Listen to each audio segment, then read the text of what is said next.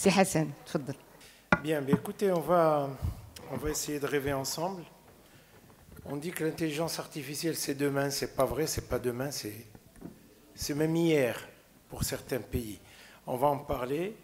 Et pour ça, j'aimerais que vous m'accordiez toute votre attention pour essayer de voir quels sont les enjeux et les craintes, parce que les médecins ont l'impression qu'ils vont disparaître. Pas vrai. Vous allez voir pourquoi. Expérience bien singulière que j'ai déjà débutée en 2020. Vous allez vous poser la question, qu'est-ce que vient foutre un ORL chez les pédiatres pour parler d'intelligence artificielle? Il n'est pas ingénieur, il ne fait pas du big data. Les cardiologues avaient organisé au moment du Covid, l'AMCAR, la Société marocaine de cardiologie, avait organisé un très très joli webinaire en fait qui avait suscité énormément de discussions à bâton rompu avec l'un des experts mondiaux de l'intelligence artificielle avec qui j'ai eu la chance d'échanger. On va le voir. Voilà, on y est. Je crois qu'on va... Très bien.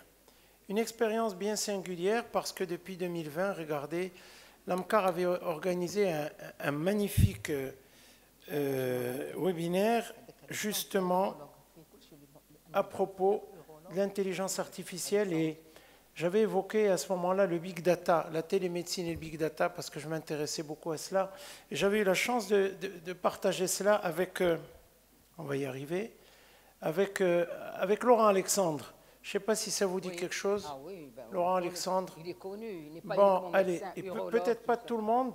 Laurent Alexandre, c'est tout simplement le monsieur qui a écrit un pavé que je vous recommande pour ceux qui s'intéressent à cela, La guerre des intelligences, intelligence artificielle versus intelligence humaine. Et mieux que ça avait été le premier à avoir flairé, il est urologue, hein, oui. Il a été le premier à flairer le web médical, le partage du savoir entre le patient et le praticien, et il avait monté, figurez-vous, il avait monté Doctissimo, et Doctissimo c'était lui. Vous vous rendez compte, et Doctissimo, la médecine moderne 2.0, et regardez, il a vendu cette affaire et qui lui a rapporté vraiment énormément d'argent. Et aujourd'hui, il est essayiste et il passe sur tous les plateaux. C'est vous dire la chance que j'ai eue de partager cela avec lui. Ensuite, il y a très peu de temps, il y a moins d'un mois, ou peut-être un peu plus d'un mois, j'avais été invité à Paris pour évoquer justement l'intelligence artificielle en ORL, et c'était une grande audition à un grand laboratoire français qui m'avait invité aux côtés des praticiens de l'hôpital Lariboisière pour évoquer cela. Alors, c'est intéressant parce qu'on va voir comment les choses se sont tramées petit à petit, pourquoi les 4 révolutions, pourquoi changer, quelle est la pratique de demain, et enfin finir sur l'intelligence artificielle. Les 4 révolutions, je crois que vous les connaissez. La première, et c'était l'économie agraire. Vous voyez qu'on retournait la terre, on labourait avec des instruments qui étaient des instruments manuels. Vous voyez ici, j'ai peut-être pas le pointeur, si, le pointeur est là, avec des instruments manuels. Et vous avez vu que déjà, ça passait à l'économie agraire industrielle, à ce moment-là déjà, au cours de la première révolution industrielle, et la machine déjà commençait à pointer son nez. La seconde, la première, bon bien sûr, après l'ère agraire, c'est la réelle révolution industrielle avec l'invention de la machine à vapeur, et donc qui avait permis une industrialisation et les transports. Ensuite, vous avez eu la deuxième, et regardez, déjà on est dans le temps là, hein, on est déjà au 19e siècle, et entre le 19e et le 20e siècle, il y a la chaîne de montage avec les combustions internes et les réseaux électriques, et étaient apparues à ce moment-là les communications. Pour aller sur la troisième révolution, c'est la construction des microprocesseurs. On réussissait à miniaturiser les informations. Et vous savez très bien que tout commence chez les militaires, et ce sont les militaires qui ensuite, une fois que la technologie devient caduque, eh bien, que cette technologie finit ses brevets et tombe dans le domaine public. Alors, après avoir utilisé larga manu les ordinateurs, hein, c'est le cas pour le GPS aujourd'hui, ben, les microprocesseurs sont tombés dans le domaine public et on a vu naître des ordinateurs grand public avec maintenant des logiciels intelligents, des robots un peu plus habiles, maintenant une impression 3D, vous vous rendez compte, et avec des services web. Ensuite est venu un très grand essayiste qui a porté une réflexion énorme et qui disait en fait la troisième grande révolution industrielle, ben c'est quand il va y avoir la convergence de deux grandes familles d'innovation, la famille physique, c'est-à-dire les objets, et la famille numérique, tout ce qui est connecté. Et là, on a commencé à comprendre la place qu'avait l'Internet des objets, l'intelligence artificielle, ce qu'on appelle la réalité virtuelle ou la réalité augmentée. Vous savez qu'aujourd'hui, on ne parle pas de médecine 2.0, 3.0, 4.0, on parle aujourd'hui de médecine augmentée, c'est-à-dire de médecine qui va utiliser les moyens technologiques qui vont améliorer la pratique. Et bien sûr, aujourd'hui, ben vous le savez bien, la mise en place de micro-logiciels d'informatique qu'on appelle des ordinateurs quantiques, c'est-à-dire que ce sont des ordinateurs qui ont une puissance de calcul phénoménale, et vous savez bien que ça dépasse nettement l'entendement. Je crois que nous y sommes. Regardez, on passe du 18e à aujourd'hui, avec la première révolution qui est la révolution à vapeur, la seconde qui est la naissance d'électricité, la troisième, l'automatisation, les ordinateurs et les chaînes de montage, et aujourd'hui, l'intelligence artificielle. Vous savez quelle est aujourd'hui la plus grande boîte mondiale qui est en train de progresser en intelligence artificielle? Tout le monde pense au GAFAM, n'est-ce pas? Tout le monde pense à Google, tout le monde pense à Microsoft, tout le monde pense à Apple. Eh bien, celui qui a damé le pion à tout le monde, c'est Jeff Bezos, c'est le patron de Amazon, puisqu'Amazon aujourd'hui est en train d'acheter des villes entières aux États-Unis où il n'y avait rien, où il est en train d'entreposer des serveurs pour y stocker des big data. On va en parler de tout ça, hein, ne vous inquiétez pas, je vais essayer de simplifier tout cela. Alors pourquoi changer? Voilà pourquoi changer. D'abord, parce qu'aujourd'hui c'est l'ère de la digitalisation. Il n'y a pas un secteur aujourd'hui où la digitalisation n'a pas fait son entrée. On parle de digitalisation dans l'économie, dans la santé, dans l'enseignement, dans l'industrie, dans le commerce, dans le système bancaire. Tout aujourd'hui est digitalisé. Oui, ben oui, certainement. Le fisc aussi, t'inquiète pas. Ils ne vont pas te rater, t'inquiète pas. Alors ensuite, on a bien sûr, couplé à cela, cette puissance informatique de calcul qui fait en fait se croiser complètement cette évolution et cette révolution où vous allez avoir le mariage, en fait, les deux vont s'épouser et donner des données phénoménales. Alors, voilà pourquoi les médecins sont réfractaires aux changements majeurs. C'est parce que tout simplement, ils pensent que ça leur échappe des doigts et ça leur échappe des mains. Et j'ai eu la chance de faire cette conférence à la Société marocaine d'hématologie, où il y avait, on ne va pas dire des hématologues à la retraite, mais ils se sentent rapidement dépassés dès qu'il faut cliquer en 2-3 coups de souris, alors qu'en fait, c'est extrêmement ludique. Le langage informatique, regardez aujourd'hui. Aujourd'hui, vous savez, le premier utilisateur au Japon, premier utilisateur d'un smartphone, vous savez quel âge il a? Il est au-delà de 60 ans. C'est pour vous dire qu'aujourd'hui, le langage informatique est un langage ludique, est un langage très simple, qui nécessite apparemment aucune connaissance. D'accord? C'est très important. Alors, voilà pourquoi les choses vont changer. Quel est le déterminisme technologique? Vous savez, aujourd'hui, quel est le délai qu'il faut pour qu'un nouveau protocole publié puisse apparaître dans le domaine pratique? Est-ce que vous avez une idée? 6 mois, 1 an, 2 ans, 3 ans, 15 ans? Combien? Regardez, vous allez tomber. 17 ans. Vous vous rendez compte? Et donc finalement, si vous vous dites, bon, mais ce qui est mis en place apparaît 17 ans dans la pratique clinique, qu'est-ce que je vais aller m'embêter à changer une équipe qui gagne? Alors pourquoi changer finalement? Regardez ce que dit l'OMS. Et ça, je vais vous donner l'ouvrage à la fin avec toutes les références. Médecine du futur, un excellent bouquin. 50% des actes effectués au niveau diagnostique et thérapeutique sont absolument inutiles. Ça, c'est un travail colossal qui a été mené par l'OMS. Ensuite, le top 10 des médicaments les plus prescrits, et c'est la FDA qui a fait ce travail et qui a été référencé dans cet ouvrage, on prouvait que la majorité d'entre eux, malheureusement, sont inutiles dans la prescription de ces top 10 médicaments les plus prescrits. Et enfin, regardez, le rapport de l'OCDE en 2013 avait bien notifié que dans le secteur de soins et dans un domaine d'activité humaine, malheureusement, 42% des actes réalisés dans ce domaine d'activité ont été inefficients. C'est comme si, en fait, 42% du budget alloué à la santé était mis à la poubelle. C'est quand même un peu grave.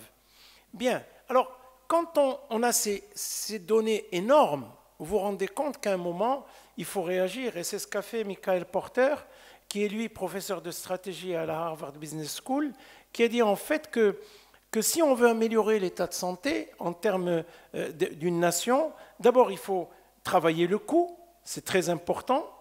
Ensuite, il faut certainement avoir une meilleure prévention. C'est tout le travail épidémiologique qui est fait sur les big data. Et enfin, certainement, avec cela, à la clé, vous allez améliorer la santé de la population. Alors, la pratique de demain, regardez, et ça, je m'en excuse, je vais demander à mes maîtres de m'excuser là, parce que c'est ce qu'on a appris avec le professeur Brattal dans les visites. Tout le monde avait son chariot et attendait uniquement que la visite termine pour qu'il puisse mettre son stéthoscope et entendre son fameux murmure vésiculaire, ou son frottement péricardique qu'il n'avait jamais entendu. Vous savez qu'en France, depuis 2011, ça fait aujourd'hui 13 ans, chaque année se tient à l'Académie nationale de médecine française des conférences sur la mort de la clinique. Aujourd'hui, qui peut se prétendre en tant qu'ORL opérer une thyroïde en ayant examiné le patient en disant « oui, effectivement, j'ai palpé un nodule, il est plutôt ferme, il est dur ». Non, on le fait aisément sur une lecture d'une échographie, avec une classification qui permet de retenir ou pas l'indication d'une cytoponction ou l'indication d'une chirurgie. Vous voyez, les choses évoluent. La mort de la clinique, Michel Bass, la même chose. Aujourd'hui, clinique et relation médecin-malade aujourd'hui. Ah, la mise en scène, c'est vrai, la relation médecin-malade, on dit qu'elle passe par le contact. C'est pas vrai. Vous allez voir que tout cela défraie la chronique, parce que l'examen clinique, finalement, quand vous avez un scanner qui montre ce qu'il faut, vous n'allez pas me dire que vous allez venir regarder s'il y a une pleurésie ou pas, rechercher un frottement péricardique. Je crois qu'on est aujourd'hui à l'ère de dépasser un peu la clinique. On va en parler de toute façon. Alors regardez quels sont les outils révolutionnaires. Je ne vous ai pas parlé de tous les outils, mais uniquement de cela.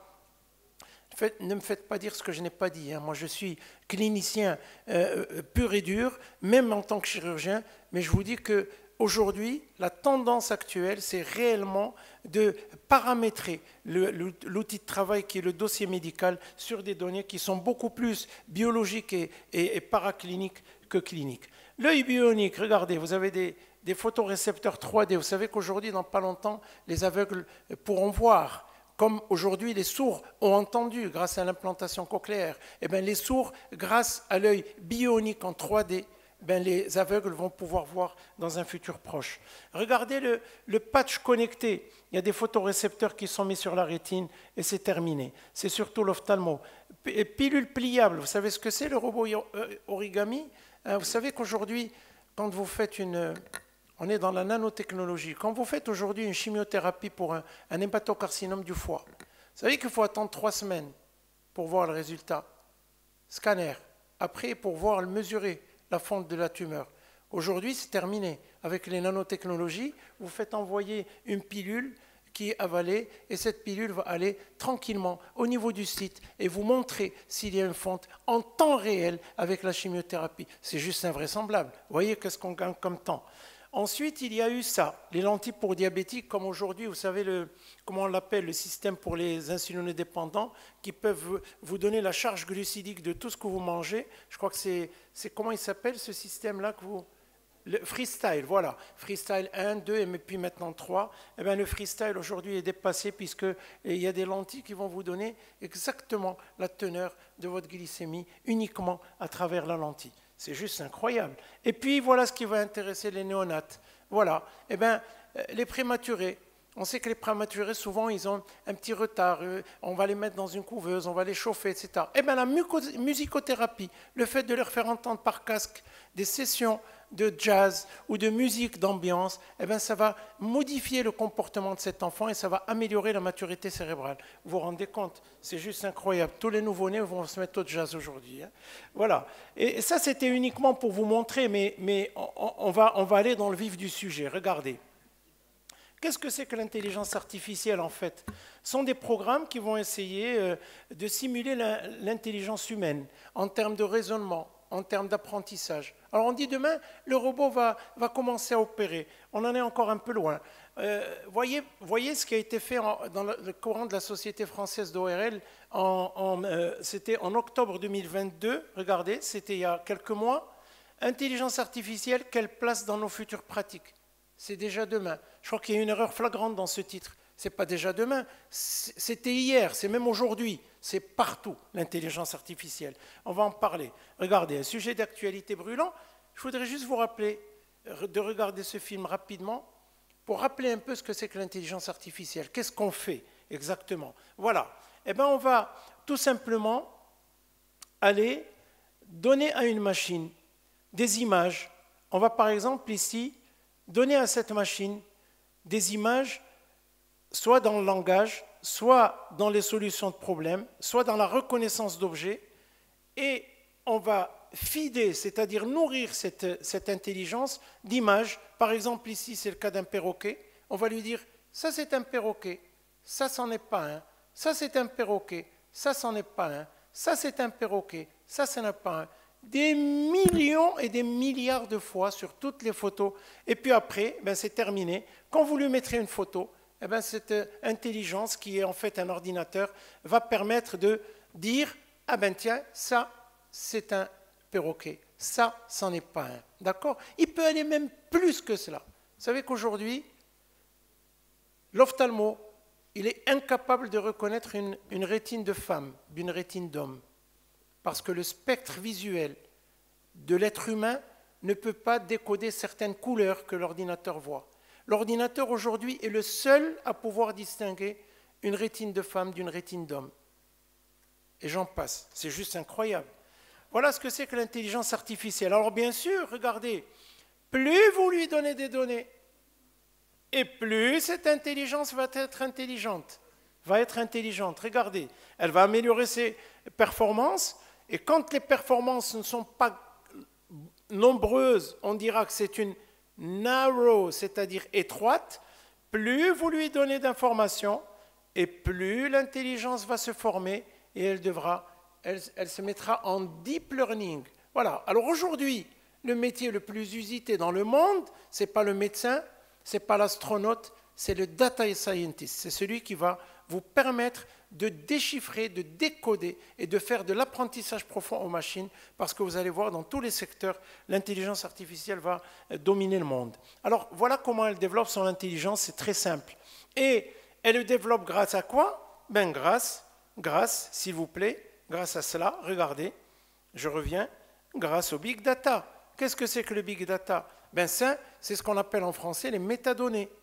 Quand aujourd'hui on vous dit merci de renseigner ce formulaire gratuitement, sans implication de votre part, mais vous êtes marrant parce qu'ils vous prennent toutes vos informations. Peut-être qu'elles sont erronées, mais en tout cas, bizarrement, vous rentrez sur Google en cherchant par exemple un voyage à Manille, et le lendemain vous êtes sur Facebook et vous voyez bizarrement sur votre page Facebook une bannière qui vous parle de là, ah ben, tout simplement parce que vous êtes exposé en temps réel, n'est-ce pas? Ça, c'est du big data. Les métadonnées avec une puissance de calcul, et ça, je crois que c'est très, très, très important. Alors, demain, c'est fini. Les petites séries à 10 malades, hein, les 3 pelés intendus, j'ai un petit truc neurinome qui dépasse machin dans l'an. C'est terminé. On va faire des séries sur 250 millions de neurinomes de l'acoustique. Pourquoi? Ben parce qu'on aura pris toutes les séries de Thaïlande, toutes les séries des États-Unis, toutes les séries du Maroc, toutes les séries d'Europe, toutes les séries d'Asie. Ben, tout sera colligé avec les mêmes données et la machine pourra vous donner des informations que vous ne pouvez pas imaginer. Alors, faut-il avoir peur de cette IA? C'est tout le monde craint, ce que tout le monde craint. On dit, est-ce que finalement, on va pas être dépassé par la machine? C'est un peu comme Frankenstein, vous vous souvenez, hein, le fameux robot monstre qui s'est en fait retourné contre son créateur. C'est ce qui était l'objet de ce super bouquin, c'est de Nick Bostrom, c'est Super Intelligence. Et vous regardez ce qu'a dit Elon Musk, que vous connaissez bien, qui est fondateur de Tesla. Ben, il a dit tout simplement qu'elle est potentiellement plus dangereuse que l'arme nucléaire. Ce n'est pas de la plaisanterie, une intelligence artificielle. Parce que quand elle a des données, ces données, elle va pouvoir les utiliser, croiser, les utiliser comme elle veut. Donc, c'est là où il y a un très grand côté d'éthique qu'il faut avoir avec les précautions. Regardez les articles. Comment l'intelligence artificielle va-t-elle bouleverser la médecine? Vous vous rendez compte? Dans la revue suisse, en 2018 déjà, hein, ça fait déjà 5 ans. Alors, bien sûr, la réflexion consensuelle, mais non, mais c'est l'homme qui a créé la machine, donc il est forcément plus fort. D'accord? C'est lui qui l'a informé, donc il est forcément plus fort. Oui, il est plus fort, c'est sûr, mais elle est plus rapide et elle est plus précise. Et elle va être d'une aide au diagnostic sans commune mesure avec toutes les aides qu'il pouvait avoir. Qualité proprement humaine, bien sûr, ah oui, mais il n'y a pas d'empathie. Déjà qu'on nous taxe de ne pas être humain dans notre relation. Si vous faites tout faire par une machine, où est la place humaine? Au contraire, la machine va vous permettre de développer une rapidité, ce qui va vous permettre de dégager du temps pour acquérir d'autres facettes dans la communication avec votre patient. L'écoute, la communication, tout ça, ça n'existe pas. Et regardez les ouvrages, ils fleurissent, c'est partout. Hein, ces deux frères avec même des suites. Regardez, le futur de certaines professions. Et toutes les professions, ce sont deux ophtalmos, ceux-là, hein, qui ont écrit « Travail des experts humains, comment la technologie va transformer tout cela ». Et on se pose même des questions. Est-ce que le médecin, demain, ne va pas devenir un assistant personnel de ces fameux robots? D'accord. La médecine 3.0, est-elle dangereuse ou salvatrice? Parce que le cerveau humain a des compétences, a des limites. D'abord, il fatigue. Ensuite, il y a un défaut de concentration. Vous lui amenez beaucoup d'informations, il ne peut plus rien faire. Ensuite, il y a tellement d'informations, on parle d'infobésité. Et puis, les puissances de calcul et de discernement ne pourront jamais être les mêmes que ceux de la machine. Alors, c'est certainement excellent. Les tâches de perception sont excellentes. Alors, quelle application? Aide au diagnostic. Il va croiser des milliards de données en analysant les images et c'est terminé. Aujourd'hui, les radiologues, vous le savez, se servent déjà de l'intelligence artificielle. Moi, j'ai un ami qui a installé un parc de IRM. Il est super content parce que dans sa machine, il est centre de référence General Electric et il a déjà un logiciel d'intelligence artificielle qui lui permet de faire des diagnostics sans qu'il puisse, lui, interpréter. C'est juste incroyable. Alors vous allez dire, et la place de l'homme? Mais attendez, la place de l'homme, s'il fait ça plus vite, avec une plus grande rapidité, il se mettra peut-être à l'interventionnel. D'accord? Il va se réorienter. Mais ce n'est pas la fin de la radiologie. Par contre, les anapathes, je crains pour eux. Les anapathes, je crains pour eux, on va en parler. Alors, la chirurgie robotique, hein, je ne sais pas qui fait de la robotique aujourd'hui. En ORL, il y a beaucoup de robotique dans la cavité buccale parce que les mains de l'homme sont grosses et elles n'arriveront pas à travailler dans des espaces réduits. Donc aujourd'hui, ce sont des prolongements des mains de l'homme qui sont manipulés par l'homme. La robotique au niveau de l'oreille donne des précisions, mais ce n'est pas encore manipulé par une machine. C'est toujours l'homme qui décide. Les objets connectés, on va en parler. Et enfin, l'exploitation des données. Alors, regardez, c'est juste incroyable. Je ne sais pas si vous avez vu au début, j'ai projeté le webinaire de l'AMCAR. On avait un ophtalmo brillant qui est marocain, qui travaille dans un hôpital en périphérie de Paris et qui, depuis maintenant 5 ans, travaille sur un logiciel de diagnostic de la rétinopathie diabétique. Il a plus de 97% de diagnostic positif. Il arrive, tac, il regarde, prend les photos, il les donne à la machine, elle lui dit rétinopathie diabétique, le stade, etc. C'est juste incroyable. Ça ne veut pas dire qu'il est incompétent, mais il y a plus de précision et il le fait plus vite. La dermatologie, vous le savez, hein, avec maintenant toutes les classifications nouvelles, avec les mélanomes, hein, les fameux mélanomes, il suffit de prendre la photo, de le mettre sur le logiciel et on vous dit. Et là, et c'est ceux-là qui sont un peu en mal, les pauvres, hein, ils vont certainement retrouver une autre orientation à leur possibilité. Vous savez pourquoi? Parce qu'aujourd'hui, sur une simple radiographie du poumon, on pourra vous dire, ben, Madame Intel a un carcinome à petites cellules. Eh oui, vous allez sursauter.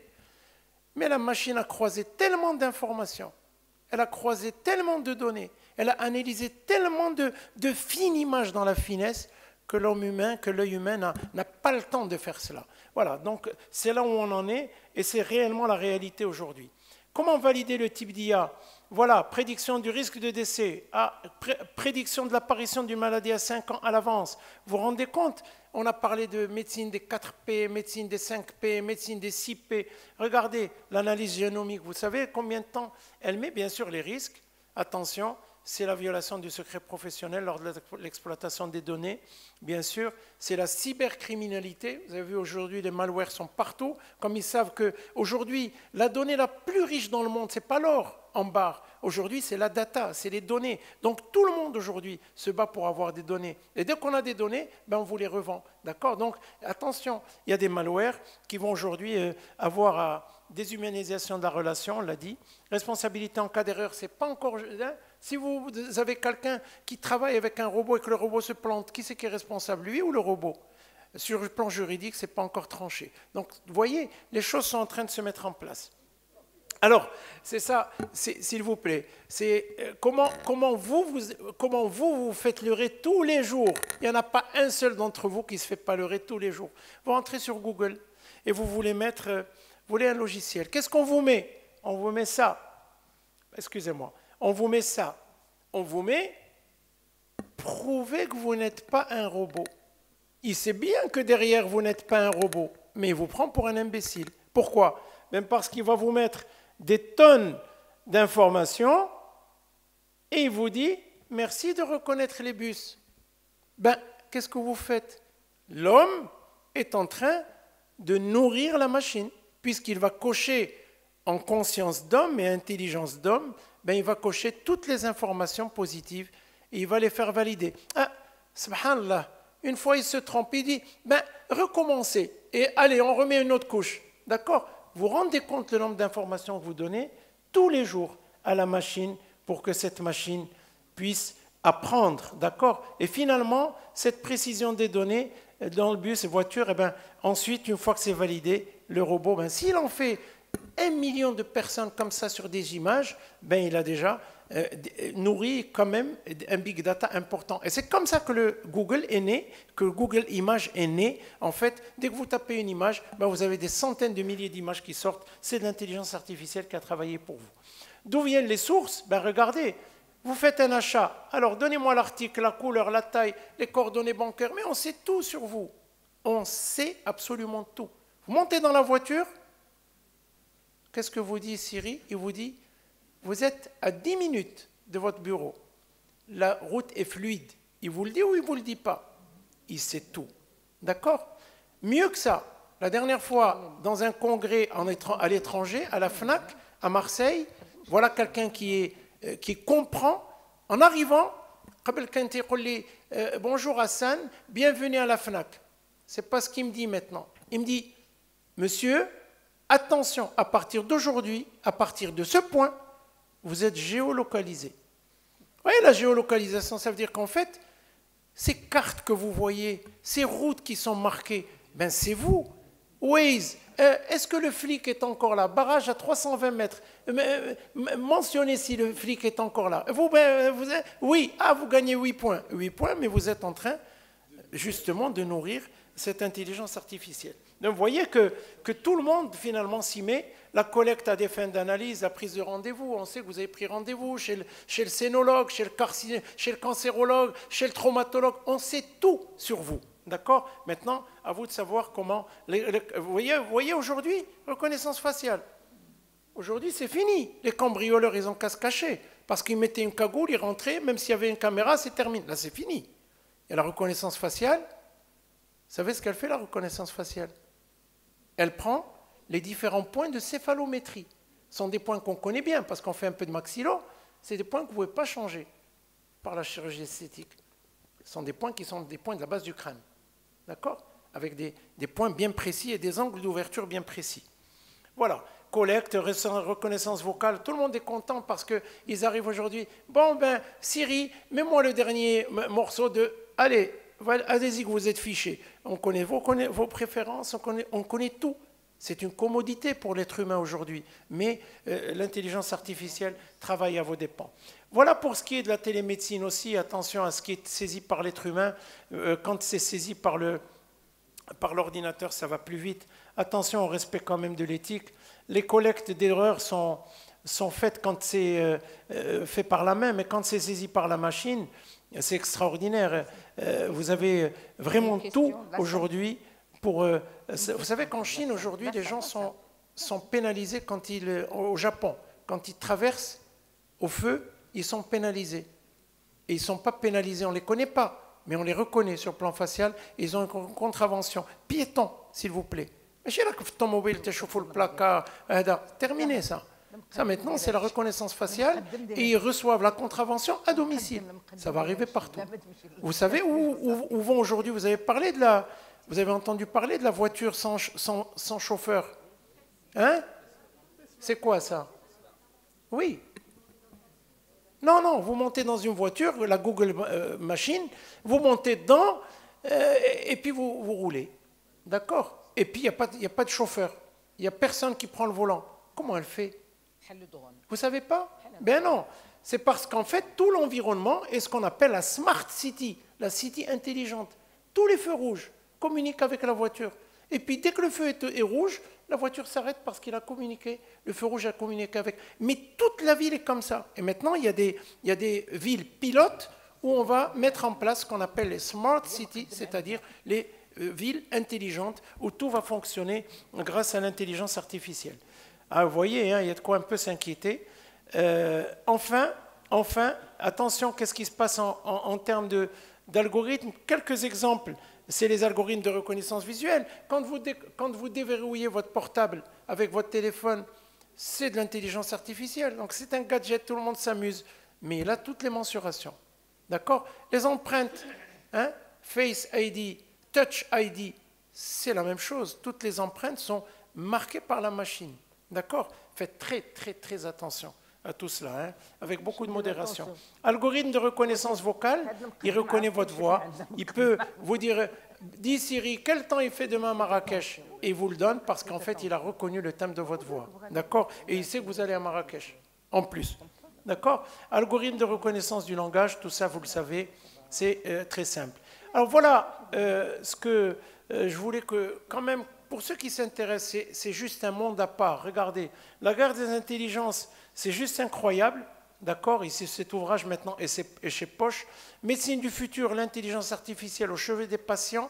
Aujourd'hui, nous avons un tas d'objets connectés. Je ne sais pas si en pédiatrie ça existe. Mais nous, par exemple, en ORL, on a dans le cadre du ronflement, on a plein de machines de télésuivi, c'est-à-dire que le malade est chez lui, il a sa CPAP, il dort, et vous avez en temps réel le nombre de fuites, combien il a porté, etc. Mais c'est juste invraisemblable, le gain de temps que ça fait, et bien sûr, c'est extrêmement chronophage pour le praticien.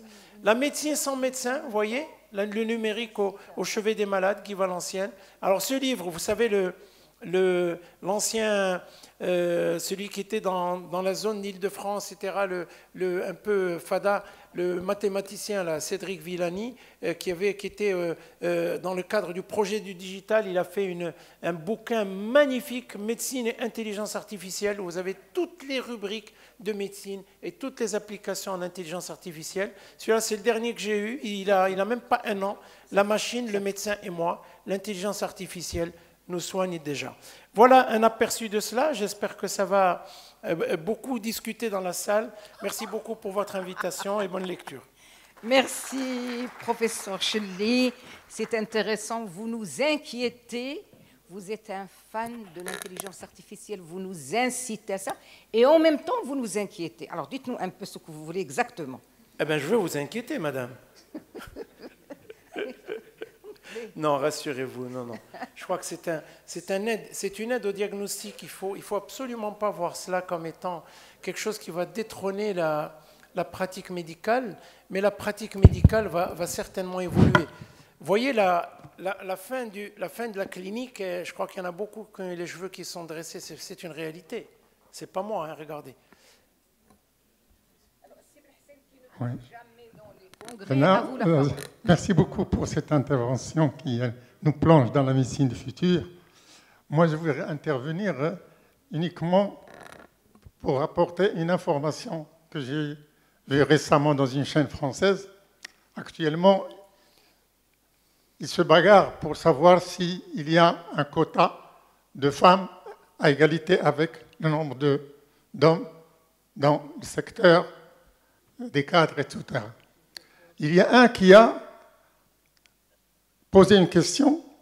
Il a dit, quel est le pays qui a le plus d'ingénieurs, donc ils vont rapporter ça, femmes. Là, il y a un qui a dit le Japon, l'autre, c'est le Maroc, monsieur. Le numéro 1 des femmes ingénieurs dans le monde. C'est sûr. Et à l'occasion du 8 mars, je salue la femme marocaine. Merci, ça va arriver, merci beaucoup. Et pour joindre ce qu'il a dit, mon ami tout à l'heure, Hassan, comme quoi donc le Maroc ne peut plus être subventionné, etc., qui est sorti. Non, c'est une fierté assez Hassan, parce que maintenant, on n'aura pas le FMI dans le... C'est terminé. On ne va pas aller à 15 dirhams pour 1 euro. On va rester stable. Et ça, c'est grâce à la politique marocaine de l'économie. C'est tout ce que j'avais à dire. Merci beaucoup. Merci Moulay, merci. Oui, donc moi je voudrais dire, on a appris beaucoup de choses et ce que vous connaissez tous, c'est quand c'est gratuit, c'est vous le produit. Ça a été dit, donc ça c'est quelque chose on est conscient, on sait. Et puis moi je pense que les médecins doivent s'approprier de l'intelligence artificielle. Parce qu'on prend juste un exemple en pédiatrie, si on a un système d'intelligence artificielle qui nous aide dans les maladies rares, ou peut-être dans notre activité, on ne va jamais les voir, ça serait quand même un truc génial. Et je pense qu'il y a des choses qui se font, il y a des algorithmes qui sont en train d'être, on va dire, dans l'apprentissage, parce que l'intelligence artificielle, c'est de l'apprentissage, hein, c'est la machine qui apprend de ce qu'on lui donne, hein, on la nourrit tout le temps. Et il ne faut pas avoir peur de cette intelligence artificielle, il faut la rendre comme un stéthoscope, comme quelque chose qui nous aide dans notre pratique quotidienne. Merci, M. Bahmouch. Oui, Madame Chami. Allez. Pardon, oui, je reviens vers ce que tu as dit. Est-ce que tu connais ChatGPT? Évidemment. Voilà. Et ça peut être d'une grande aide. Il y a un cardio qui a fait un test avec ChatGPT et il a posé un cas clinique très complexe, c'est-à-dire avec plein de données, des choses comme ça. Et il a posé 13 questions.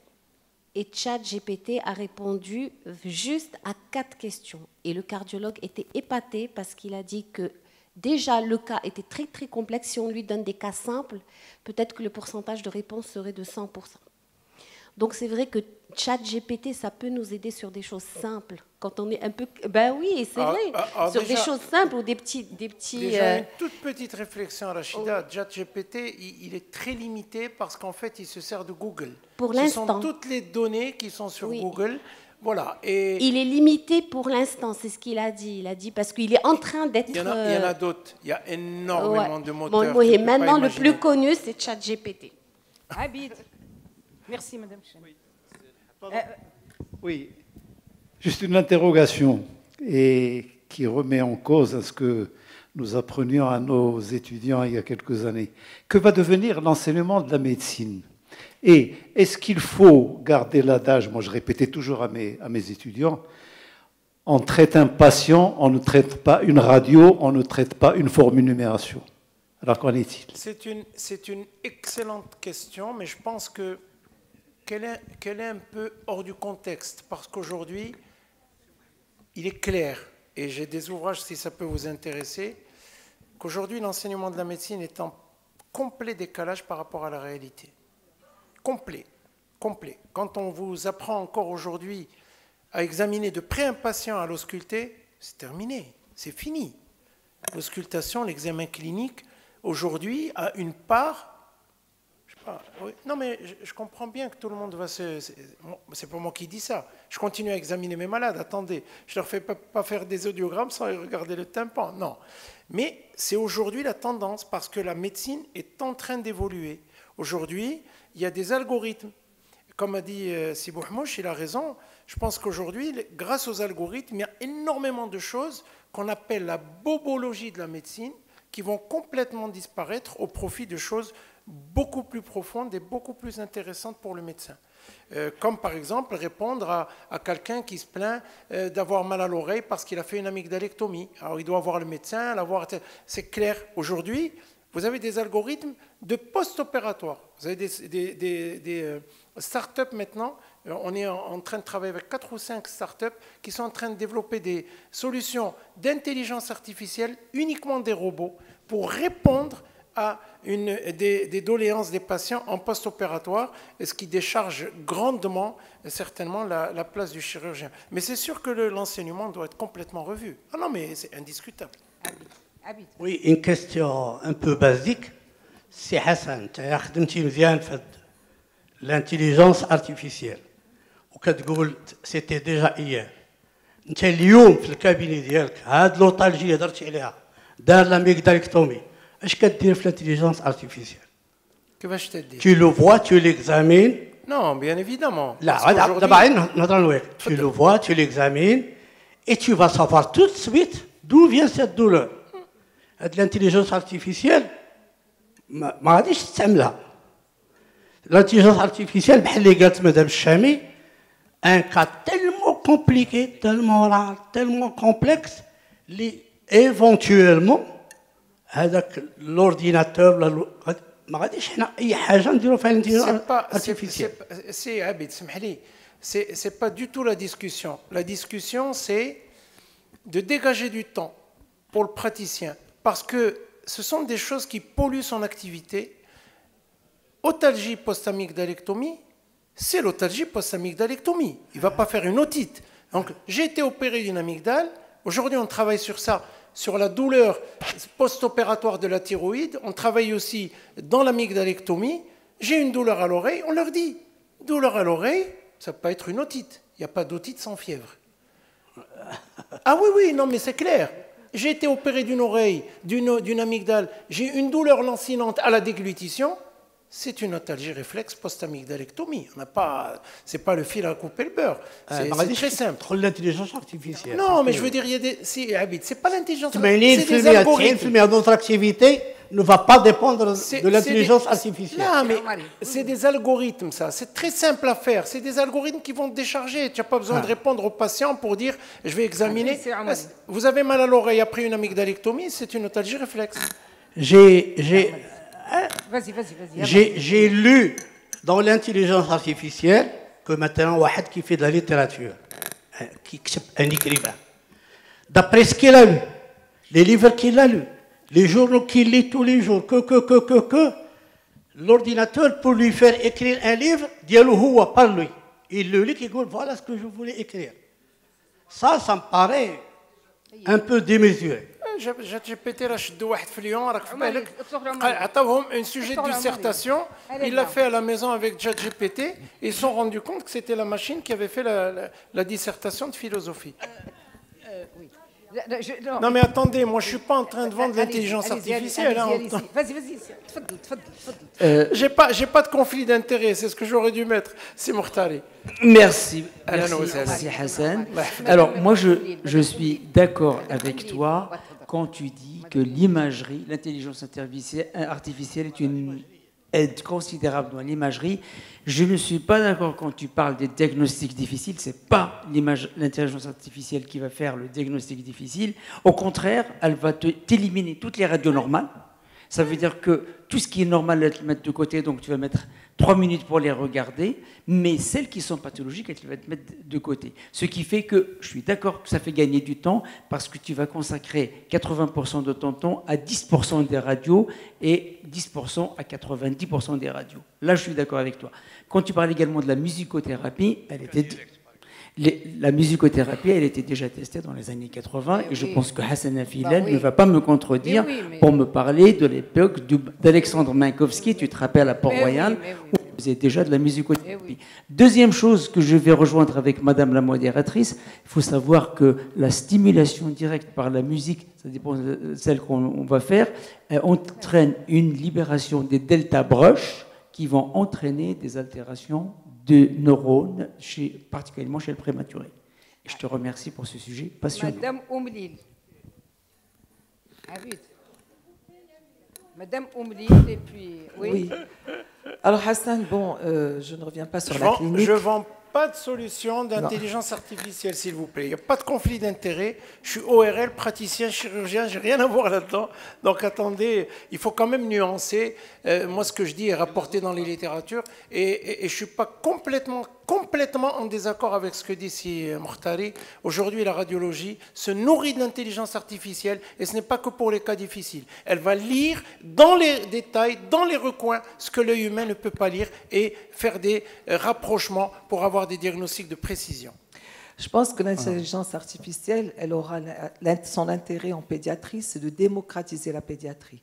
C'est-à-dire que le pédiatre souci pour une pathologie qui ne relève pas de la pédiatrie générale, d'une surspécialité, c'est des outils qui vont l'aider dans les orientations diagnostiques.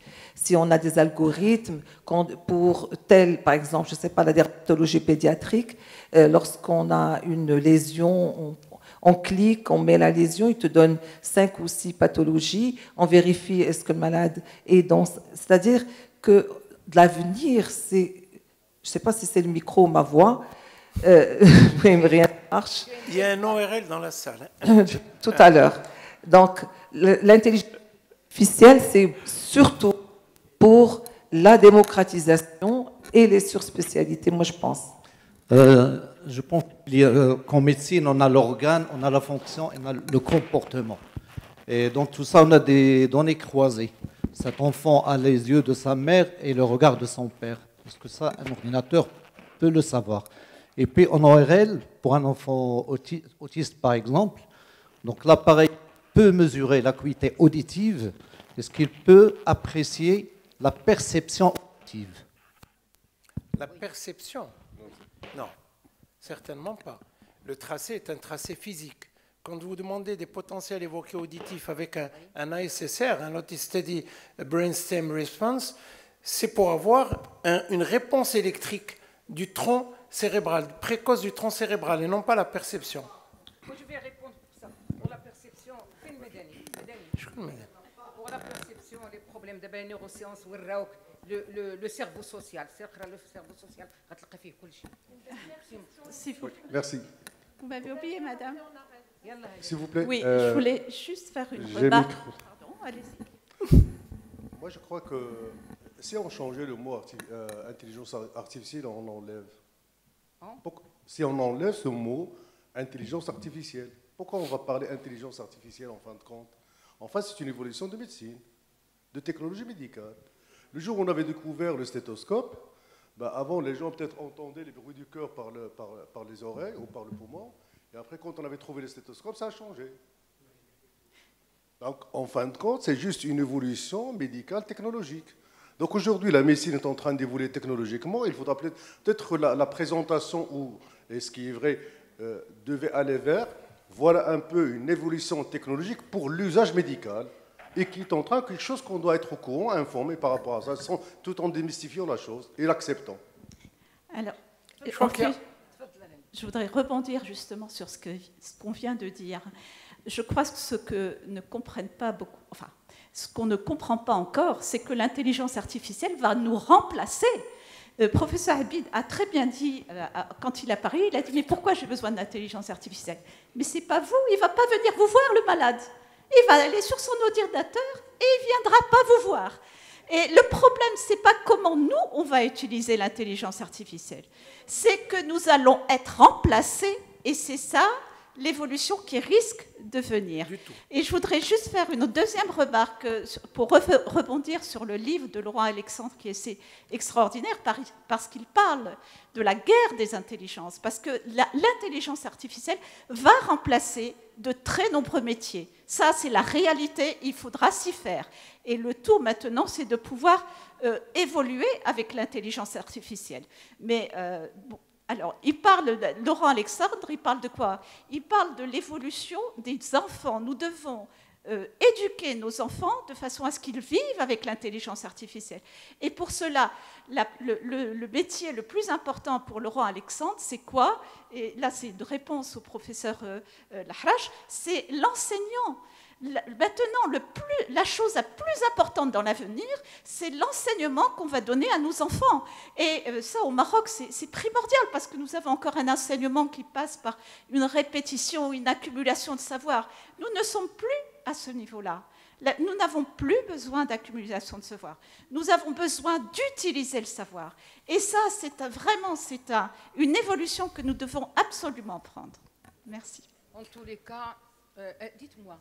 J'ai juste une toute petite réflexion. Une donnée très importante qui a été énoncée tout à l'heure, c'est le croisement des données qu'on a complètement oublié. Vous voyez, quand vous donnez des milliards de photos ou des milliards de situations à une machine, il va croiser les informations.